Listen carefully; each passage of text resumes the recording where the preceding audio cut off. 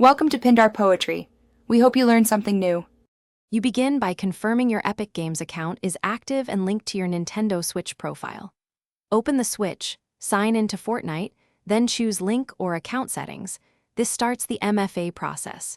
You must also have a working email and a smartphone with an authenticator app or SMS access, because Epic will send codes.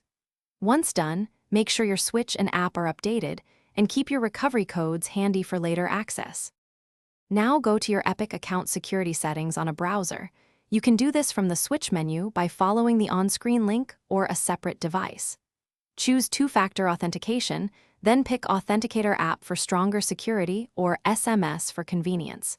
If you pick an app, scan the QR or enter the manual key into the authenticator.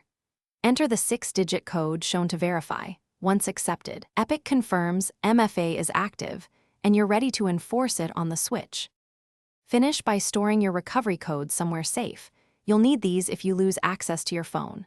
Sign out of Fortnite on the Switch, then sign back in to confirm the MFA prompt appears, and you can enter codes from your authenticator or SMS. If you can't sign in, don't panic. Use recovery codes to regain access or remove and re-enable two-factor via your Epic account security settings. If issues persist, verify time settings on your phone and Switch, because incorrect clocks break code sync. Thanks for watching.